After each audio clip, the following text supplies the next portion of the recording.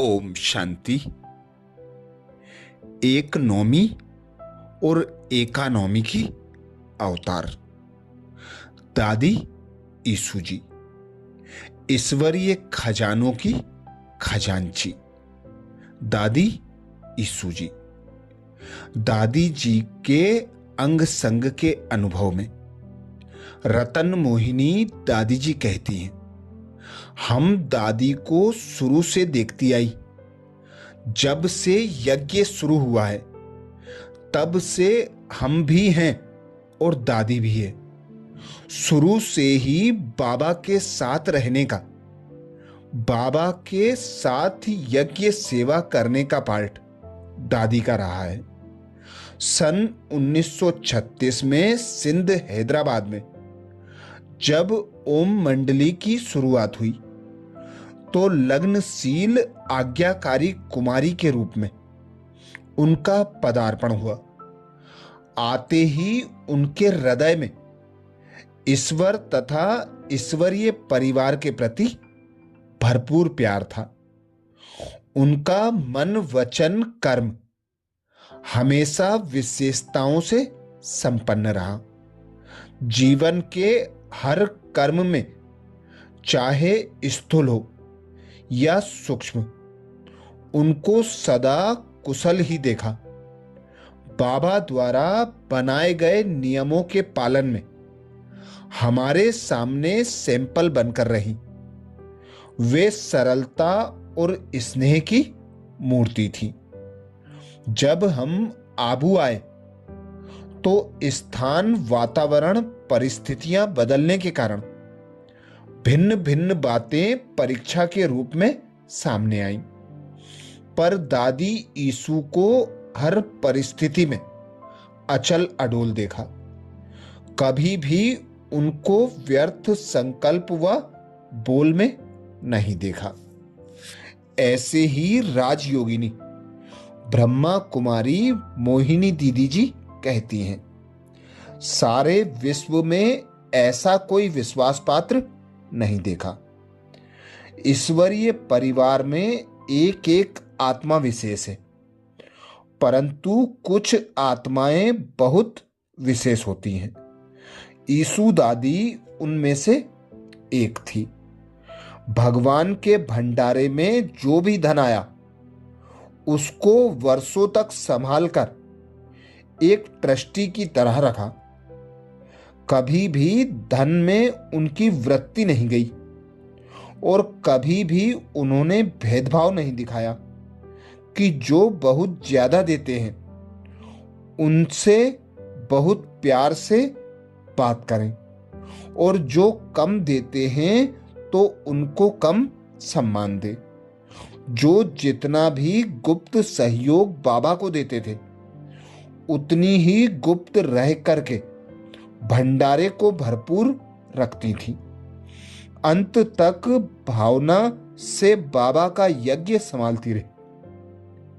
हमारे सारे विश्व में ऐसा कोई भी नहीं देखा जो इतने वर्ष तक ऐसा कार्य करे और इतना विश्वास पात्र भी हो। दादी जी इतने विश्वास पात्र थे जो कहीं भी कोई भी बात नहीं दोहराते थे। भगवान ने अपने कार्य के लिए अपने प्रकार से ही इस तरह की आत्माओं को तैयार किया। दादी बहुत संतुष्ट रहती थी। बहुत शांत और मीठा स्वभाव था। मेरे को उनके प्रति बहुत सम्मान है। उनका भी बहुत प्यार था मुझ में। मैं हमेशा अपनी ईसु दादी जी को दिल में समाये रहती हूँ और बहुत ही श्रद्धा भावना रखती हूँ। हम सभी ईसु दादी जी को बहुत बहुत नमन करते हैं। ऐसे ही राजयोगी ब्रह्मा कुमार निर्बेर भाई जी कहते हैं, साकार बाबा मम्मा की मनी प्लांट ईसु दादी थी। जब मैं पांडव भवन में आया था तभी से ईसु दादी को जानता हूं। ईसु दादी अपने टेबल पर बैठती मम्मा के पास में बैठती। साकार बाबा भी अपनी नेट वाली कुर्सी पर बैठते और ईसु दादी बाबा को चारों तरफ से आए हुए याद प्यार के पत्र, पुरुषार्थ के पत्र सुनाती। फिर बाबा तुरंत जवाब लिखवाते थे। बाबा 1 घंटे में कम से कम 16 पत्र सिंधी में लिखते थे और ईसु दादी फिर उसी पत्र पर हिंदी में लिखकर के उसी दिन पोस्ट कर देते थे। साकार बाबा और मम्मा ईसु को मनी प्लांट भी कहते रहे और हमारी मोहिनी बहन भी मनी प्लांट कहती थी। सन 1963-64 की बात है। सर्दियों के दिनों में आबू से बाबा बॉम्बे गए और सेक्रेटरिएट के पास में बाबा के लिए टेम्परेरी 3 महीने के लिए मकान लिया गया। विश्व किशोर दादा और शायद चंद्रहास दादा भी बाबा की संभाल के लिए साथ में आए। लेकिन बाबा को फील हो रहा था कि ईसु दादी वहां मधुबन में अकेली है, तो बाबा ने पत्र लिखा और विश्व रतन दादा को खास कहा कि बच्ची को अपने साथ लेकर के आओ, वो बाबा के बिना बिल्कुल सूख जाएगी। इतना प्यार था दादी का साकार बाबा के साथ। हमारी प्यारी ईसु दादी विशेषताओं से भरपूर थी। दादी कहती, मैं बहुत खुश हूं। ईश्वर के साथ रहने वाले ईसु दादी जी काफी वर्षों से जब भी किसी ग्रुप को मिलते, दादी एक ही बात कहते थे, मैं बहुत खुश हूं व मैं बहुत खुश हुई। दादी जी इतने आनंद से संपन्न रहते थे, तो सोचने की बात है दादी जी की पूरी यात्रा ही कितनी खुशियों से भरी हुई रही होगी, जो अब भी सदा ही बेफिक्र बादशाह रूहानी मौज में नजर आते थे। आपकी विभिन्न बेहद अथक सेवाओं के लिए बहुत बहुत धन्यवाद। आप सदा हमारे लिए प्रेरणा स्रोत रहेंगे। संपूर्ण विश्वास पात्र इकोनॉमी की अवतार। आदि से दादी जी अपनी पूर्ण ईमानदारी के कारण बाप दादा के संपूर्ण विश्वास पात्र थे। तब तो भंडारे के निमित्त बनी, हम भी परमात्म विश्वास के पात्र बने। सदा इकोनॉमी की अवतार थी, इसलिए बाबा उन्हें मनी प्लांट भी कहते थे। जरूरत के समय सदा उनकी बचत काम आती थी। हम भी एक नामी इकोनॉमी द्वारा अपने सर्व समय श्वास संकल्प ज्ञान गुण शक्तियों के खजाने को जमा कर विश्व कल्याण में हर पल सफल किया करें। मुरली का बहुमूल्य योगदान। दादी जी ही वह महान आत्मा थे जो साकार बाप दादा की तेजस्वी तेज वाणी को फटाफट शॉर्ट हैंड में लिख लेते थे। उन्हीं के बदौलत आज भी हम उस समय टेप मशीन के पहले की साकार मुरली को एक्यूरेट शब्दों शब्द पढ़ पाते हैं। दादी जी का कितना ना धन्यवाद करें। तो ऐसी मुरली का पूरा रिगार्ड रखने सदा क्लास के पहले कुछ समय योग में बैठें, फिर सच्चे गोप गोपी बन ज्ञान मुरलियों की तान पर झूम उठें, फिर सारा दिन मास्टर मुरलीधर बन उसी ज्ञान की स्मृति व मनन चिंतन मंथन सिमरन द्वारा योग युक्त शांति प्रेम आनंद से भरपूर हो, हर पल स्वयं और सर्व का कल्याण करते रहें। समाने की महान शक्ति। दादी जी की संपूर्ण विश्वास पात्रता कारण बाबा ने उन्हें पत्र व्यवहार में राइट हैंड के रूप में निमित्त रखा था।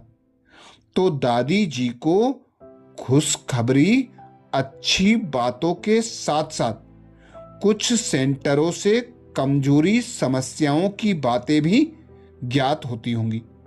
फिर भी दादी जी इतना शुद्ध हृदय, दिव्य दर्पण थे, इतनी विशालता समाने की शक्ति थी, जो सदा उनके मुख से शुभ भावना के ही बोल सुनते थे। हम भी घर ऑफिस के बड़े हैं तो सबकी बातों को ऐसा संभालें और अपने श्रेष्ठ धारणा मूर्त, एग्जाम्पल, गुणग्राही दृष्टि, शक्तिशाली शुभ भावना द्वारा सबको सशक्त कर उनकी काबिलियत के शिखर पर पहुंचाया करें। यह भी बहुत बड़ा योगदान है, जिससे बहुत दुआएं मिलती हैं। बाबा की सौगात। दादी जी को साकार बाबा ने एक घड़ी सौगात में दी थी, जो बिना बैटरी पल्स से चलती थी। दादी जी को इसका इतना रिगार्ड और नशा था, वह सदा पहने रखते, सदा क्लास में दिखाते थे। हमें भी बाबा ने बहुत सारी सौगातें दी हैं, विशेषताएं, वरदान, कार्ड, स्पेशल अटेंशन, पालना आदि। हमें भी उनका नशा हो, उस विशेषता वरदान को स्मृति में रख, उसका स्वरूप ही बन करके रहें, तो स्वतः उसी स्मृति अनुसार श्रेष्ठ संकल्प, बोल, कर्म स्वतः चलेंगे। हमारे उदाहरण से और सब भी धारणा मूर्त बनते जाएंगे। हम साथ में सतयुग में चलेंगे। अंत तक सेवा। दादी जी अंत तक अपनी सेवा पर उपस्थित रहे। हर बाबा मिलन के टर्न में यदि दादी से यज्ञ कारोबार हेतु मिलना चाहो तो टाइम अनाउंस करते थे। उनके सामने हमारी सेवाएं तो कितनी छोटी और कम हैं, तो हमें तो कितना प्यार से, दिल से, निमित्त, निर्माण, निस्वार्थ, निर्मल हो सेवा में रहना चाहिए। और सेवा से सबसे पहले फायदा हमारा ही होता है। किसी को गुलाब देने से सुगंध हमारे हाथों में रह जाती है, तो क्यों ना ऐसे जीवन रूपी गुलदस्ते को खुशनुमा बन महाकाया करें। एक बाबा दूसरा ना कोई।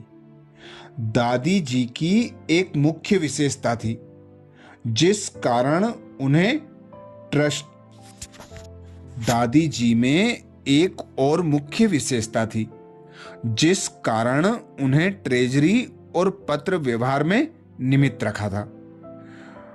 एक बल, एक भरोसा, एक बाबा दूसरा ना कोई।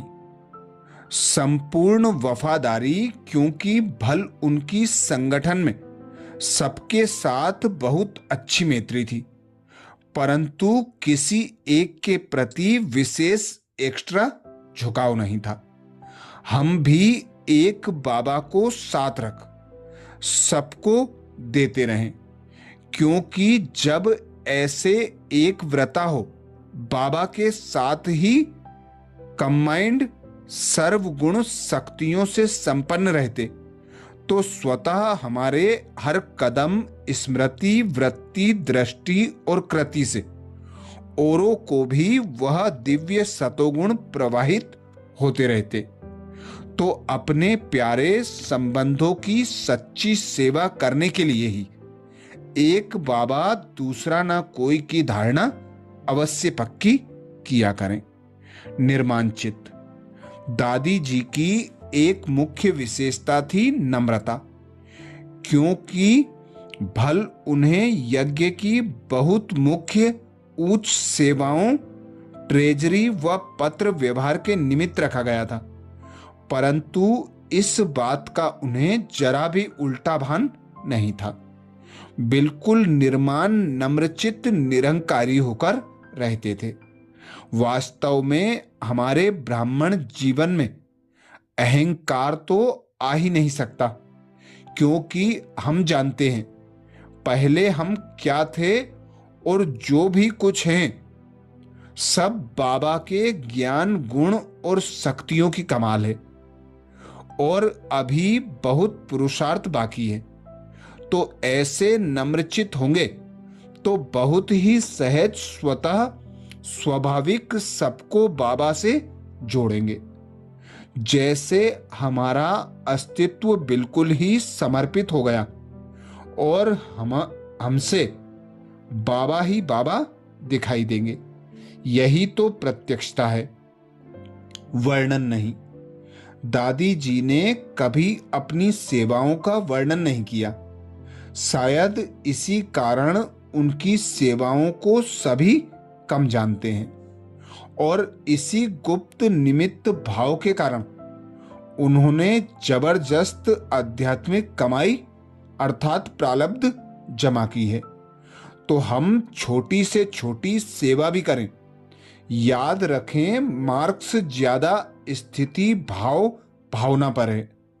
जितनी योग युक्त ऊंची महान स्थिति, उतनी बेहद की उदारता, कल्याण की भावना, उतना प्राप्ति ज्यादा। फिर इन प्राप्तियों को और बाबा की सेवा में लगा सकेंगे। ऐसे हर पल सफल करते स्वयं और सर्व का कल्याण करते रहेंगे। छोटे बच्चे दादी को अति प्रिय थे। दादी जी को छोटे बच्चे बहुत ही प्रिय थे। स्टेज पर उनके साथ झूम उठते थे। दादी जी की सूक्ष्म उपस्थिति अब भी हम बच्चों के साथ सदा है। सभी दादियां हमें अब संपूर्णता की ओर प्रेरित कर रहे हैं। तो अभी सदा बैठे शक्तिशाली अशरीरी स्थिति और चलते फिरते कर्म में निरंतर फरिश्ता स्थिति में स्थित रहा करें, तो औरों के लिए भी हम साक्षात सैंपल बन सबको बाबा से ही लवलीन करते रहेंगे। यही अंत समय है। ईश्वर के साथ रहने वाले ईसु दादी जी, आप सदा हमें बाबा के समीप पास साथ रहने की प्रेरणा देते रहेंगे। जब भी मन बुद्धि द्वारा बाबा के साथ रहने व कोई भी योग का अभ्यास करते, वह संकल्प बन जाता है, अर्थात फिर वह संकल्प दोहराना विजुअलाइज सहज हो जाता, तुरंत उस अनुभूति में समा सकते। इसलिए कभी किया योग व्यर्थ नहीं जाता। भल कभी परिस्थिति हावी हो भी जाए, फिर भी उस संस्कार द्वारा श्रेष्ठ स्थिति में जल्दी आ सकते हैं। थोड़ा भी यथार्थ प्रयास प्राप्ति देता ही देता है। स्वास्थ्य अच्छा होता जाता, मन खुश, कार्य क्षमता श्रेष्ठ, संबंध मधुर, वातावरण आदि, जिससे हमें और प्रोत्साहन मिलता। चार्ट को और कुछ मिनट बढ़ाते 4-8 घंटे के लक्ष्य तक तेजी से बढ़ते जाते। इसलिए इस सहज योग की युक्ति बाबा मेरे साथ है को तो अपने जीवन का महामंत्र बना लें। दादी अंतर्मुखी थे। दादी जी को ज्यादा भाषण करने बोलने का शौक नहीं था। सदा अंतर्मुखी रहे बाबा की दी हुई सेवा प्यार से करना पसंद करते थे। बोलने का कहने पर हाँ जी का पाठ अवश्य बजाते और 2-4 वाक्यों में ही दिल को छू लेते थे। जब हम मन और मुख का मौन रखते तो हर पल सफल बहुत सहज हो सकते हैं। हर पल मन को सशक्त करने में उन्नति अनुभव करते, क्योंकि व्यक्त भाव ही एकाग्रता तोड़ उन्नति से दूर करता है। तो कुछ समय मौन रखने के साथ साथ याद रखें, सबसे बड़ा मौन है।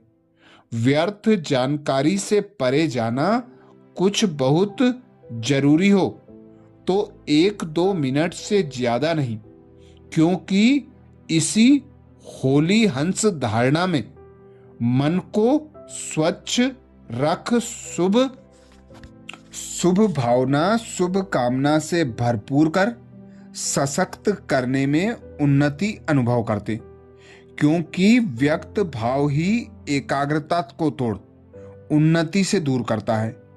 तो कुछ समय मौन रखने के साथ साथ याद रखें, सबसे बड़ा मौन है। व्यर्थ जानकारी से परे जाना बहुत जरूरी हो तो 1-2 मिनट से ज्यादा नहीं जाना, क्योंकि होली हंस धारणा से मन को स्वच्छ रख सुबह डले ज्ञान योग के बीज को सारा दिन बहुत सुंदर फलीभूत कर सकते हैं। यही हमारे जीवन का अनुभव है। इससे हमारी छुपी विशेषताएं निखरने लगती हैं, बाबा की आशाओं को पूर्ण करने लगते, हमारे हीरो पार्ट को सही अर्थ में बजा सकते हैं। तो सदा व्यर्थ जानकारी का मौन रख अंतर्मुखी हो, हर पल ज्ञान योग के हर पॉइंट की गहराई का अनुभव करते कराते अपने वरदानी जीवन को स्वर्णिम हीरे समान बनाते रहें। अच्छा, तो ऐसी ईश्वर की प्यारी ईशु दादी जी को सत सत नमन। दादी जी की विशेषताओं का मनन कर उन्हें अपने जीवन में अपने स्वरूप में धारण कर प्रत्यक्ष करना ही दादी जी को सच्ची सच्ची श्रद्धांजलि होगी। अच्छा, ओम शांति।